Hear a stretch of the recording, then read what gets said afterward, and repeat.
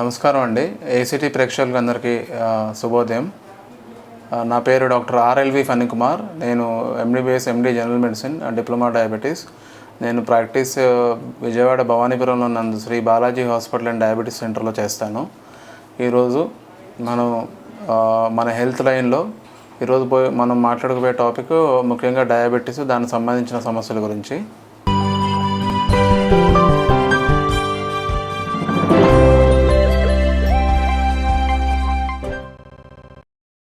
Doctor గారు, sugar వ్యాధి గురించి వివరించండి. ముఖ్యంగా మనం ఇప్పుడు ప్రజెంట్ ఎక్కడ చూసినా, ఏ ఇంట్లో చూసినా ప్రతి ఒక్క మనిషికి తెలిసింది షుగర్ వ్యాధి గురించి. ఎవరో ఒకరు తెలిసిన వాళ్ళకి ప్రతి ఒక్క ఇంట్లో కామన్గా మనకి చూస్తున్న జబ్బు షుగర్ వ్యాధి అండి. ముఖ్యంగా లైఫ్ స్టైల్ డిసీజ్, అంటే మన ఆహార నియమాలు సరిగా పాటించకపోవడం వల్ల మనకి చాలామందికి షుగర్ వ్యాధికి లోనవుతున్నారు. షుగర్ గురించి చెప్పాలంటే నార్మల్ ఒక మధుమేహం, షుగర్ లేదా మధుమేహం అనగా ఒక నార్మల్ పర్సన్ యొక్క షుగర్ వాల్యూస్ ఎప్పుడైనా సరే మనం చూసినప్పుడు పరగడుపున 110 లోపల ఉండాలి. తిన్న తర్వాత 1.5 అవర్ తర్వాత పోస్ట్ లంచ్ చూసినప్పుడు మనం దాని షుగర్ వాల్యూస్ 160 లోపల ఉండాలి. ఎవరికైతే షుగర్ వాల్యూస్ మోర్ దెన్ 160 ఉంటాయో వాళ్ళని మనం డయాబెటీస్ వచ్చినట్టు నిర్ధారణ జరుగుతుంది. సో షుగర్ వ్యాధి గురించి తెలుగులో చెప్పాలంటే బాడీ యొక్క బ్లడ్ షుగర్ లెవెల్స్ని అదుపు చేయలేని స్థితిలో ఉన్నప్పుడు ఆ పర్సన్ని మనం డయాబెటిక్ పేషెంట్గా నిర్ధారణ చేస్తాము. షుగర్లో మనకి ముఖ్యంగా మనం మాట్లాడుకోవాల్సిన షుగరు 2 రకాలండి, type 1, type 2. So type 1, type 2తో పాటు మనం కామన్గా చూసే 3వ రకం జెస్టేషనల్ డయాబెటీస్. అంటే ఎవరికైతే గర్భిణీగా ఉన్నప్పుడు గర్భిణీ స్త్రీలలో వచ్చే షుగర్ జబ్బుని మనం జెస్టేషనల్ డయాబెటీస్ అంటాము. సో ఈ టైప్ 1, టైప్ 2 అనేది మనం ఎలా విడగొడతామంటే, టైప్ 1 అనే డయాబెటీస్ ఏమవుతుందంటే మెయిన్గా బాడీలో ఇన్సులిన్ ఉత్పత్తి తగ్గడం వల్ల వచ్చే ప్రాబ్లం ఎక్కువగా చిన్నపిల్లల్లో వస్తూ ఉంటుంది, చిన్న వయసు వాళ్ళల్లో వస్తూ ఉంటుంది టైప్ 1.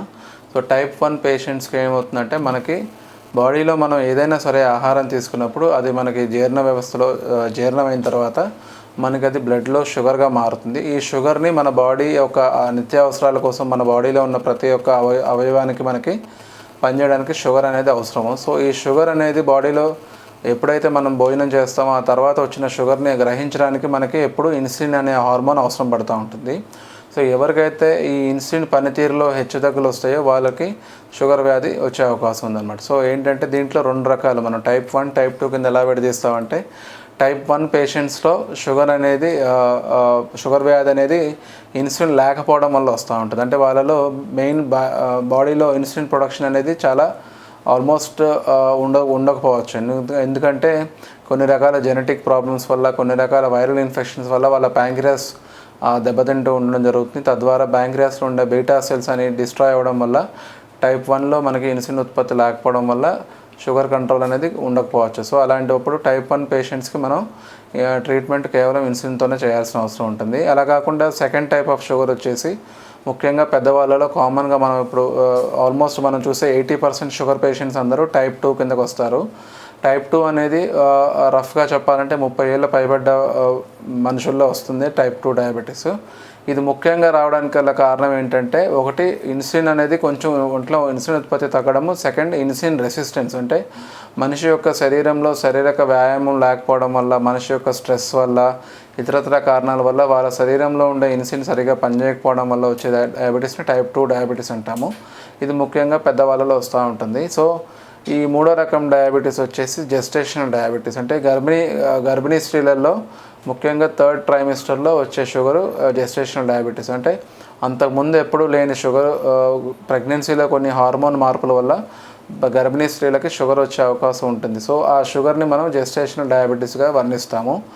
ఆ షుగర్కి ఖచ్చితంగా మనం గర్భిణీగా ఉన్నప్పుడు షుగర్ ట్రీట్మెంట్ మనం షుగర్ కనుక మనం కంట్రోల్ చేయలేకపోతే ఆ షుగర్ వల్ల వచ్చే సైడ్ ఎఫెక్ట్స్ చాలా, అంటే బేబీకి కానీ మదర్కి కానీ వచ్చే కాంప్లికేషన్స్ రిస్క్ ఎక్కువ ఉంటుంది. కాబట్టి ఖచ్చితంగా జెస్టేషనల్ డయాబెటీస్ని మనం కంట్రోల్ చేసి తీరాలి. అది మనకి గైనకాలజిస్ట్ పీరియాడికల్ చెకప్లో వాళ్ళ షుగర్ టెస్ట్లు, గ్లూకోజ్ టాలరెన్స్ టెస్ట్ చేయడం ద్వారా జెస్టేషనల్ డయాబెటీస్ని గుర్తిస్తారు. సో టైప్ 1 డయాబెటీస్లోను జెస్టేషనల్ డయాబెటీస్లోను మనకి ఇన్సులిన్ ట్రీట్మెంట్ తీసుకోవాల్సిన అవసరం ఉంటుంది. డాక్టర్ గారు, షుగర్ వ్యాధిని గుర్తించడం ఎలా? షుగర్ వ్యాధి, బీపీ, షుగర్ ఇవన్నీ లైఫ్ స్టైల్ డిసార్డర్స్ అండి. చాలామందికి ఏంటంటే వీటిని సైలెంట్ కిల్లర్స్ అంటారు. ఇది గుర్తించడానికి మెయిన్ మనకి పేషెంట్స్కి అవేర్నెస్ అవసరము.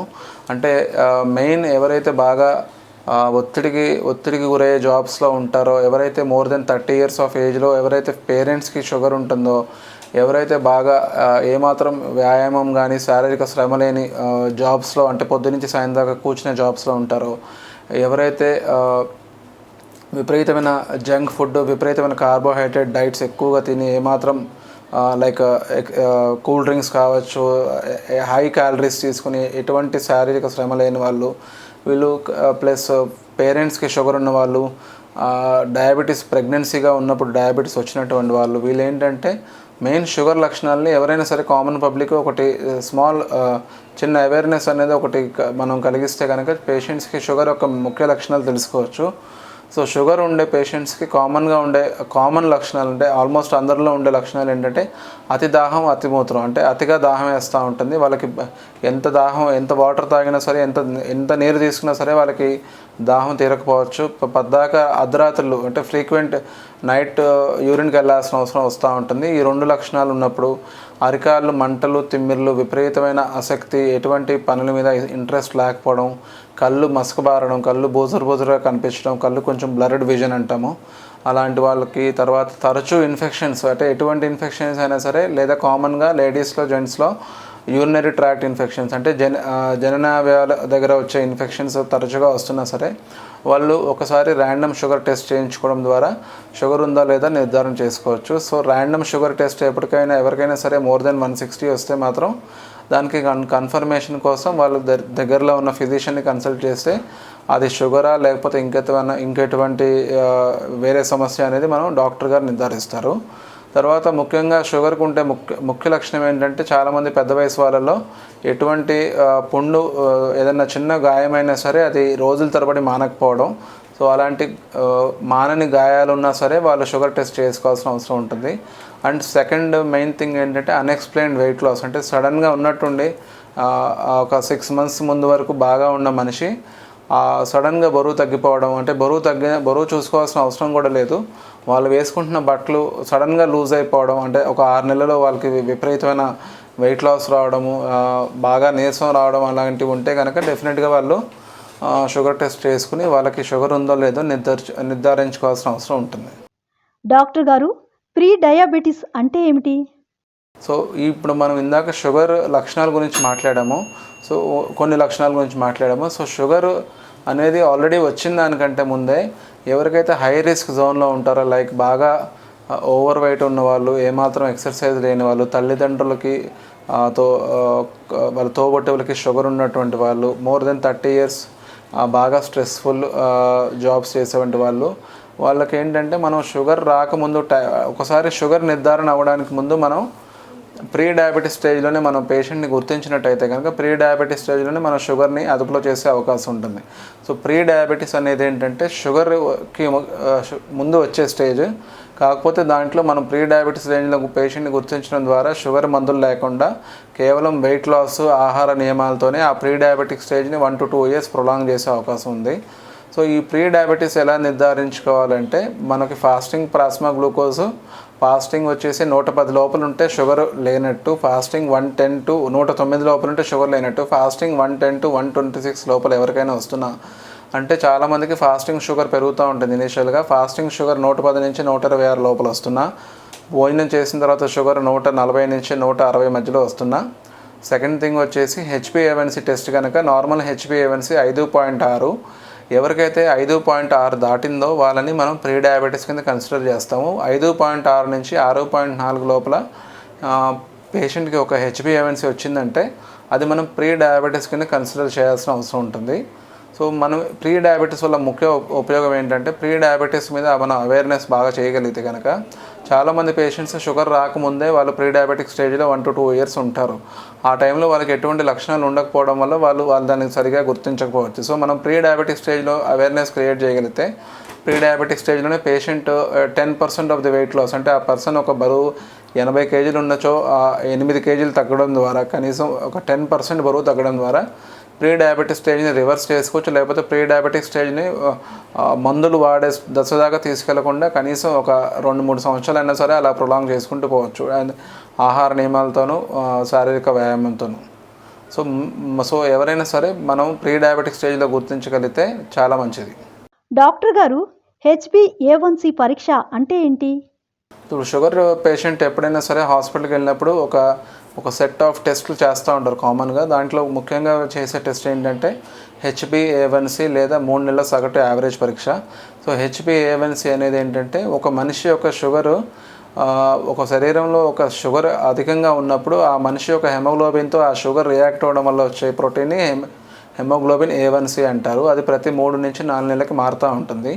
నార్మల్ మనిషి యొక్క HbA1c మనం తీసుకున్నట్టయితే అకార్డింగ్ టు ద గైడ్లైన్స్ 5.6 అంటే 5.6 లోపల కనుక ఉంటే HbA1c నార్మల్గా ఉన్నట్టు. 5.7 నుంచి 6.5 లోపల కనుక మీ HbA1c టెస్ట్ ఉన్నట్టయితే కనుక అది మీరు ప్రీ డయాబెటిస్ రేంజ్లో ఉన్నారని మీకు ఒక ఇండికేషన్ ఇస్తుంది. సో మీరు ఎప్పుడైనా సరే మీకు షుగర్ గురించి డౌట్ ఉండి షుగర్ టెస్ట్ చేసినప్పుడు నార్మల్గా వస్తుంటే కనుక మీరు HbA1c టెస్ట్ స్టాండర్డైజ్డ్ మెకానిజం మనకి HPLC మెథడ్ అంటాము. సో స్టాండర్డ్ ల్యాబ్స్ ఏదైనా సరే మనం HbA1c టెస్ట్ చేసుకోవడం ద్వారా అసలు మీ యొక్క షుగరు 3 నెలలుగా షుగర్ అనేది ఎంత ఉంది, అసలు HbA1c వాల్యూ ఎంత ఉంది.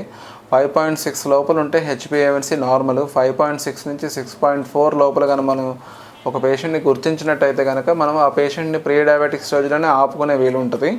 సో ఒకవేళ షుగర్ వచ్చినట్టు అయితే కనుక పేషెంట్ HbA1cని 7 లోపల మెయింటైన్ చేస్తే షుగర్ వల్ల వచ్చే కాంప్లికేషన్స్ని మనం చాలా వరకు అరికట్టచ్చు. అదే ఒకవేళ పేషెంట్ షుగర్ మందులు వాడుతూ రెగ్యులర్గా హాస్పిటల్కి వెళ్తున్నప్పుడు HbA1c చూసుకున్నట్టయితే ఇన్స్పైట్ వాళ్ళు మందులు వాడుతున్నా సరే HbA1c 8, 8.5 అబౌవ్ 9, 10, 11, 12 అలా వస్తుందంటే దాని అర్థం పేషెంట్ యొక్క మందులు సరిగా అతనికి సరిపడట్లేదు. అండ్ సెకండ్ థింగ్ ఏంటంటే అతని షుగర్ లెవెల్స్ ఈ మందులు వాడినా సరే కంట్రోల్లో ఉండట్లేదు. కాబట్టి అతను డాక్టర్ గారిని కలిసి అతని మందులు మార్చుకోవడమా, లేకపోతే అతని బాడీకి తగ్గట్టు అతనికి ఏ మందులు వాడాలో, లేకపోతే అతని మందులు వాడుతున్న డైట్ పాటించకపోవడమా అనేది చూసుకుని HbA1c వాల్యూస్ ప్రకారం అతని ట్రీట్మెంట్ మనం డిసైడ్ చేయాల్సిన అవసరం ఉంటుంది.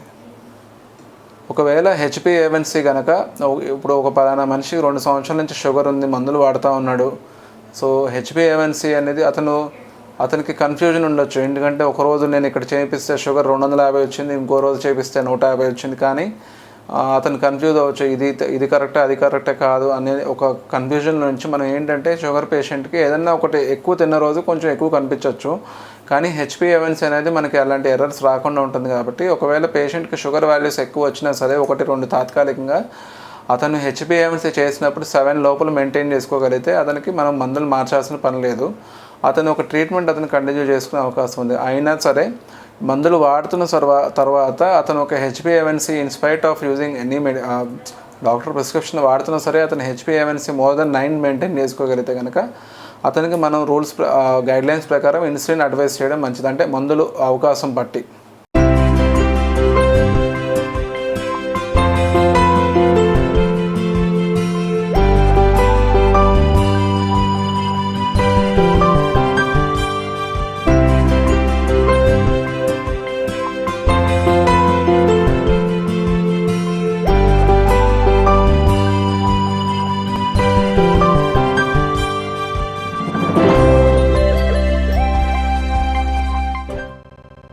డాక్టర్ గారు, షుగర్ వ్యాధి కంట్రోల్ లేకపోతే ఎలాంటి ప్రభావాలు ఎదురవుతాయి?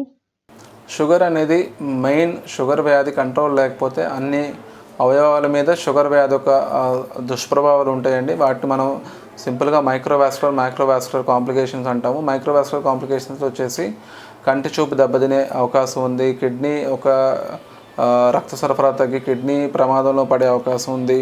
అలాగే మైక్రోవాస్కులర్ కాంప్లికేషన్స్లో అంటే పెద్ద రక్తనాళాల్లో వచ్చే సైడ్ ఎఫెక్ట్స్ గుండె జబ్బులు, మెదడుకి పక్షపాతం, కాళ్ళలో రక్త సరఫరా తగ్గిపోయి కాళ్ళకి పుండ్లు పడి మానకపోవడం, గ్యాంగ్రీన్ లాంటివి అవ్వడం జరుగుతూ ఉంటుంది. సో ఈ షుగర్ వ్యాధి ఎవరికైతే కంట్రోల్ లేదో వాళ్ళకి నార్మల్ పర్సన్స్తో పోల్చినచో మనకి షుగర్ పేషెంట్స్కి, అదుపులో లేని షుగర్ పేషెంట్స్కి గుండె జబ్బులో అవకాశము కిడ్నీ జబ్బుల అవకాశం వచ్చే రిస్క్ 3 రెట్లు ఎక్కువగా ఉంటుంది ఎవరికైతే షుగర్ కంట్రోల్ ఉండదో. కాబట్టి మనం షుగర్ అనేది ఎప్పుడు 160 లోపల మెయింటైన్ చేయాల్సిన అవసరం ఉంటుంది. అలాగే HbA1c 7 లోపల మెయింటైన్ చేయాల్సిన అవసరం ఉంటుంది. డాక్టర్ గారు, షుగర్ వ్యాధికి వాడే మందుల వలన ఎలాంటి సైడ్ ఎఫెక్ట్స్ వస్తాయి?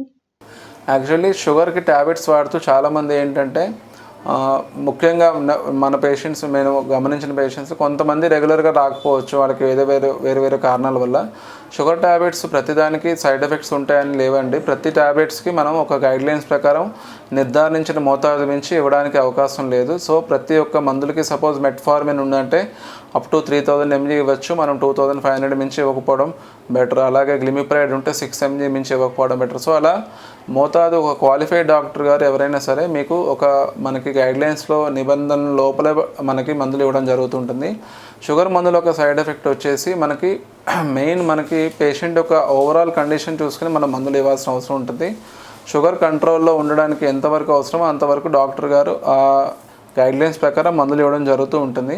కొంతమందికి సపోజ్ ఇప్పుడు ఫాలోఅప్లో లేకుండా చాలా వరకు సపోజ్ ఒక డాక్టర్ దగ్గరికి వెళ్ళి సంవత్సరం అయిపోయి మళ్ళీ 2 సంవత్సరాలైనా సరే అదే మందులు వాడుతూ ఉన్నప్పుడు అతనికి ఏదైనా కిడ్నీ ప్రాబ్లం ఉండి అతనికి తెలియకపోవచ్చు, అంటే లైక్ ఫాలోఅప్లో లేదు కాబట్టి కిడ్నీ ప్రాబ్లం ఉండి అలాంటి సందర్భంలో ఆయనకు తెలియకుండా అయ్యే మందులు వాడుతూ ఉంటే దానివల్ల సైడ్ ఎఫెక్ట్స్ వచ్చే అవకాశం ఉంది. సో మనకేంటంటే క్రియాటిన్ క్లియరెన్స్ అంటే కిడ్నీ ఫంక్షన్ టెస్ట్ ఎలా ఉంది, లివర్ ఫంక్షన్ టెస్ట్ ఎలా ఉంది, సో ఇవన్నీ చూసుకునే మనం మందులు కరెక్ట్గా ఇవ్వాల్సిన అవసరం ఉంటుంది. కాబట్టి షుగర్ మందులు రెగ్యులర్ ఫాలోఅప్లు ఉంటే కనీసం ఒక 4 monthsకి ఒకసారి డాక్టర్ని కలిసినట్టయితే ఫిజిషియన్ని మీకు ఏ మందులు కరెక్ట్, ఎంతవరకు ఇవ్వాలి, ఎంతవరకు మనం దాన్ని తగ్గించుకోవాల్సిన అవసరం ఉందనేది డాక్టర్ గారు డిసైడ్ చేస్తారు. డాక్టర్ గారు, ఇన్సులిన్ ఏ విధంగా వాడాలి? మెయిన్ మనకి షుగర్ అనేది గురించి మనం ఫస్ట్ మాట్లాడినట్టయితే షుగర్ వ్యాధి అనేది మెయిన్గా వచ్చిందే ఇన్సులిన్ సరిగా ఉత్పత్తి లేకపోవడం వల్ల. సెకండ్ థింగ్, ఇన్సులిన్ శరీరంలో ఉన్నా సరే దాని పని సరిగా చేయకపోవడం వల్ల, because of insulin resistance. So insulin అనేది షుగర్ వ్యాధికి గోల్డ్ స్టాండర్డ్ ట్రీట్మెంట్, కానీ అది ఏ సందర్భాల్లో వల్ల డాక్టర్ గారి డెసిషన్ బట్టి పేషెంట్ ఒక కండిషన్ బట్టి ఆధారపడుతూ ఉంటుంది. సో ఎమర్జెన్సీ కండిషన్స్ అనుకోండి, సపోజ్ ఇప్పుడు ట్యాబ్లెట్స్ వాడే పేషెంట్ ఉన్నాడు అనుకోండి, అతనికి ఏదో ఎమర్జెన్సీగా ఆపరేషన్ చేయాల్సిన పరిస్థితి వచ్చిందంటే అప్పుడు ఆపరేషన్ చేసే టైంలో ట్యాబ్లెట్స్ ఇవ్వడానికి లేదు కాబట్టి ఆ టైంలో తాత్కాలికంగా 1 or 2 months 1 or 2 weeks 1 or 2 days insulin ఇవ్వడం జరుగుతుంది. అలాగే ఒకవేళ పేషెంట్ ఉన్నాడు అనుకోండి, పేషెంట్కి మందులు ఇప్పుడు షుగర్ ట్యాబ్లెట్స్కి మీరు ఇందాక సైడ్ ఎఫెక్ట్స్ గురించి అడిగారు. సో షుగర్ ట్యాబ్లెట్స్ అనేది మనకు ఒక లిమిట్ దాటి ఇవ్వడానికి లేదు, ఒక గైడ్లైన్స్ లోబడే ఇవ్వాల్సిన అవసరం ఉంది. సో ఒక షుగర్ ట్యాబ్లెట్స్ మనం ఒక లిమిట్ దాటి ఇచ్చిన తర్వాత కూడా, ఒక లిమిట్ లోపల ఇచ్చిన తర్వాత కూడా షుగర్ కంట్రోల్ రాకుండా HbA1c మెయింటైన్ చేసుకోలేనప్పుడు ఖచ్చితంగా షుగర్ మందులతో పాటు పేషెంట్ కఠిన వ్యాయామం, కఠిన ఆహార నియమాలు పాటిస్తున్నా సరే ఇంకేదో కారణాల వల్ల అతనికి పేషెంట్కి షుగర్ కంట్రోల్లో లేనప్పుడు మనం ఖచ్చితంగా ఇన్సులిన్ అడ్వైస్ చేయాల్సిన అవసరం ఉంటుంది to prevent complications further. And second thing, type 1 diabetes పేషెంట్స్లో అంటే పిల్లల్లో, చిన్న వయసు వాళ్ళలో ఇన్సులిన్ అనేది ఖచ్చితంగా ఇవ్వాల్సిన అవసరం ఉంటుంది. సో ఇన్సులిన్ ఒక సైడ్ ఎఫెక్ట్స్ అనేది మనకి ఇన్సులిన్ వల్ల sugar up and down, like sugar లో అయ్యే అవకాశం ఉంటుంది. కాబట్టి పేషెంట్కి ఎవరి బాడీ వెయిట్ ప్రకారం ఎంత ఇన్సులిన్ ఇవ్వాలి, ఎంత డోస్ ఇవ్వాలి అనేది డాక్టర్ గారి డెసిషన్ బట్టి ఆధారపడి ఉంటుంది. సో సెకండ్ థింగ్ ఏంటంటే, ముఖ్యంగా మనం చూసే కామన్ టర్మ్ ఏంటంటే ఇన్సులిన్ ఒకసారి ఇస్తే అలవాటు అయిపోతుందని ఒక పదం మనం కామన్గా రోజు ఒక 10 మంది అనేవి చెప్తూ ఉంటారు. సో అలవాటు అవ్వడం అనే దానికంటే అవసరమైనప్పుడే ఇవ్వడం అనేది కరెక్ట్ అండి. సో ఇన్సులిన్ ఇవ్వడం వల్ల ఎవరికి అలవాటు అవ్వదు. ఒకవేళ ఇన్సులిన్ మనం ఒక పేషెంట్కి ఇచ్చినట్టయితే అది ఏ సందర్భం బట్టే ఇవ్వాల్సిన అవసరం చూసుకుని ఇస్తాము. సో ఒకవేళ ఒక పేషెంట్ అన్ని రకాల మందులు వాడుతున్నాడు, ఒక 10 సంవత్సరాలు షుగర్ ఉంది, 10 సంవత్సరాల క్రితం అతను కేవలం 2 ట్యాబ్లెట్సే వాడేవాడు, కానీ 10 years జరిగిపోయిన తర్వాత అతనికి ట్యాబ్లెట్స్ ఇంకా పనిచేసే అవకాశం ఉండకపోవచ్చు. ఎందుకంటే అతనికి 10 సంవత్సరాల క్రితం అతని శరీరంలో ఉండే ఇన్సులిన్ ఉత్పత్తికి ఈరోజు అతని శరీరంలో ఉండే ఇన్సులిన్ ఉత్పత్తికి తేడా ఉండొచ్చు. సో అలాంటి సందర్భంలో మనం ట్యాబ్లెట్స్ ఇచ్చినా సరే అతనికి షుగర్ కంట్రోల్లో లేనప్పుడు అతనికి మనం ఇన్సులిన్ ఇవ్వాల్సిన అవసరం ఉంటుంది. డాక్టర్ గారు, షుగర్ వ్యాధిగ్రస్తులు ఎలాంటి ఆహార నియమాలు పాటించాలి? మెయిన్ మనకి ఆహారంలో మనకి ముఖ్యంగా 3 పదార్థాలండి: కార్బోహైడ్రేట్స్, ప్రోటీన్స్, ఫ్యాట్స్. కార్బోహైడ్రేట్స్ అంటే పిండి పదార్థాలు, ముఖ్యంగా మనకి రైస్ కానీ, గోధుమలు కానీ, ఈ తృణధాన్యాలు ఇవన్నీ మనకి కార్బోహైడ్రేట్స్ కింద వస్తాయి. మనకి ఏంటంటే కష్టపడే వ్యవసాయ పనుల్లో ఉంటారు కాబట్టి మన పబ్లిక్ చాలామంది లేకపోతే రోజువారీ యాక్టివిటీస్లో మెయిన్ ఏంటంటే మనకి స్టేబుల్ ఫుడ్ వచ్చేసి రైస్. సో రైస్ లేనిదే మనకి చిన్నప్పటి నుంచి రైసే అలవాటు. కాబట్టి షుగర్ వచ్చిన తర్వాత పిండి పదార్థాలు తగ్గించుకోగలిగితే షుగర్ని చాలా వరకు అదుపులో పెట్టుకోవచ్చు. అండ్ తినే ఆహారం మీద మనకి కంట్రోల్ ఉండాలి. ఒకేసారి ఎక్కువ క్వాంటిటీ తీసుకోకుండా కొద్దిగా ఎక్కువసారి తినడం ద్వారా మనం షుగర్ని కంట్రోల్ చేసుకోవచ్చు. అండ్ సెకండ్ థింగ్ ఏంటంటే హై పాలిష్డ్ ఫుడ్స్ లైక్ మన వైట్ రైస్ కావచ్చు, మైదా కావచ్చు, ఇలాంటి processed foods, bakery items like bread కానీ, పిజ్జాస్ కానీ ఇలాంటివన్నీ మ్యాక్సిమం అవాయిడ్ చేయాలండి. తీసుకునే ఆహారంలో కార్బోహైడ్రేట్స్తో పాటు సమపాలలో ప్రోటీన్స్ ఉండేటట్టు చూసుకోవాలి.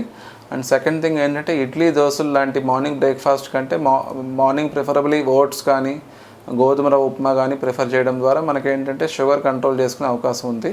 సో ఎక్కువ శాతం రైస్ అనేది మధ్యాహ్నం వరకే తీసుకుని రాత్రికి ఒక cup of vegetable salad and ఒక 2 పుల్కాలు అండ్ ఒక కప్ ఆఫ్ మన కర్రీస్ ఏదైనా సరే దుంప కూరలు తగ్గించుకుని అన్ని కూరగాయలు తినచ్చండి. డాక్టర్ గారు, షుగర్ వ్యాధి కంట్రోల్ చేయడం ఎలా? షుగర్ కంట్రోల్కి ముఖ్యంగా మందులు సెకండ్, ఫస్ట్ వచ్చేసి డైట్ అండి. మనిషికి శారీరక శ్రమ ఖచ్చితంగా అవసరం. ఏదో ఒక శ్రమ, అంటే మీకు స్విమ్మింగ్ వీలైతే స్విమ్మింగ్ చేయొచ్చు, జిమ్కి వెళ్ళే అలవాటు ఉంటే, షుగర్ కంట్రోల్లో ఉంటే జిమ్కి వెళ్ళి శారీరక శ్రమ చేయొచ్చు. ఏమీ కుదరని వాళ్ళు కనీసం డైలీ ఒక 4 కిలోమీటర్లు, అంటే కనీసం ఒక 40 నిమిషాలు వాకింగ్ చేసినా సరే వాళ్ళకి షుగర్ అనేది ఒక ఎక్సర్సైజ్ ఉండడం వల్ల శరీరంలో షుగర్ అనేది, ఇన్సులిన్ అనేది సరిగా పనిచేయడం ద్వారా షుగర్ అనేది నియంత్రణలో ఉంటుంది. సో మెయిన్ ఏంటంటే మినిమం ఒక 4 days, వారంలో 4 రోజుల నుంచి మినిమం 40 minutes 4 నుంచి 5 రోజులు వారానికి వాకింగ్ కానీ ఇతరత్ర ఎక్సర్సైజ్ చేయడం ద్వారా వాళ్ళకి షుగర్ కంట్రోల్లో ఉంచుకునే అవకాశం ఉంటుంది. అండ్ సెకండ్ థింగ్ ఏంటంటే షుగర్ ఉన్న వాళ్ళకి కాంప్లికేషన్స్, కార్డియాక్ కాంప్లికేషన్స్ రిస్క్ ఎక్కువ. కాబట్టి షుగర్ ఉండే వాళ్ళు ఎటువంటి పరిస్థితుల్లో ఈ మన పొగాకు సంబంధించిన ఉత్పత్తులు లైక్ సిగరెట్ కానీ, పాన్ కానీ, గుట్కా కానీ, లేకపోతే ఈ రకరకాల పొగాకు ఉత్పత్తులు ఏదైనా సరే, చుట్ట కానీ, ఇవన్నిటికీ దూరంగా ఉండాల్సిన అవసరం ఉంటుంది. అండ్ సెకండ్ థింగ్ ఏంటంటే ఆల్కహాల్ కన్జంప్షన్ కూడా వాళ్ళు ఆల్మోస్ట్ తీసుకోకూడదు. ఎందుకంటే ప్రతి ఒక్క అవయవం మీద షుగర్కి ప్రభావం ఉంటుంది. కానీ ఈ చెడు అలవాట్లు చాలా వరకు మొత్తం మానేస్తే మంచిది. డాక్టర్ గారు, కరోనా బాధితుల్లో షుగర్ వ్యాధి ప్రభావం ఏ విధంగా ఉంటుంది? అప్పుడు మనం చూస్తున్నాం, మనం ఇంకా పార్షియల్ లాక్డౌన్స్లో ఉంటున్నాం కొన్ని చోట్ల. లాస్ట్ ఇయర్ నుంచి మొదలైతే ఇప్పుడు దాకా మనం చూసిన షుగర్ పేషెంట్స్లో ఆల్మోస్ట్ కోవిడ్ వచ్చిన తర్వాత కొత్తగా వచ్చిన షుగర్ పేషెంట్స్ చాలామంది పెరిగారు.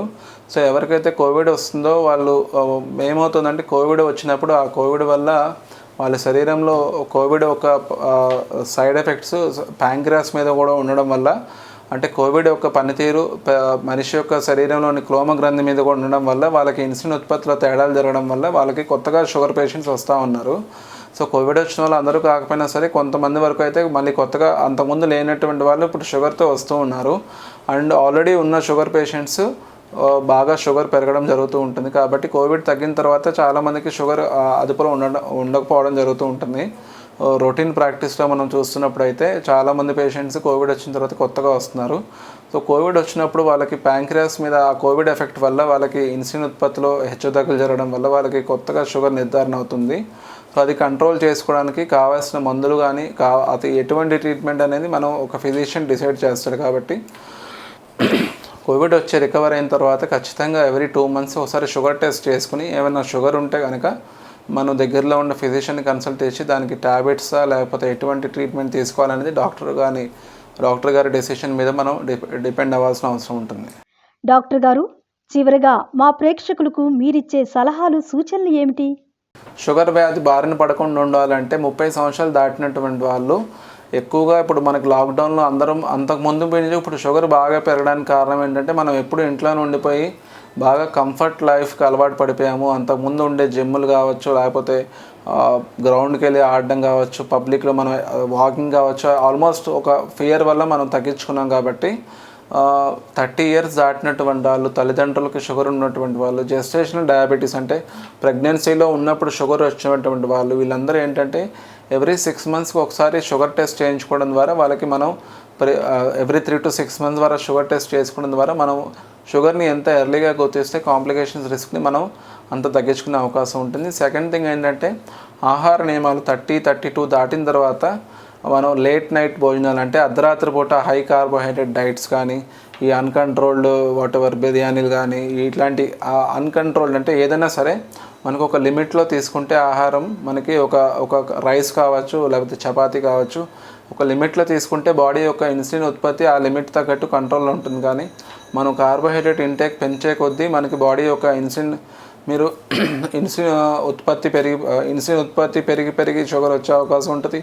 అలాగే ఇన్సులిన్ రెసిస్టెన్స్ పెరిగిపోతుంది. కాబట్టి మెయిన్ డైట్ వెయిట్ అనేది మనం 30 ఇయర్స్ తర్వాత ఫిట్నెస్ మెయింటైన్ చేసుకుంటే చాలా వరకు మనం ఈ life style diseases like sugar and BP నుంచి మనం కాపాడుకోవచ్చు.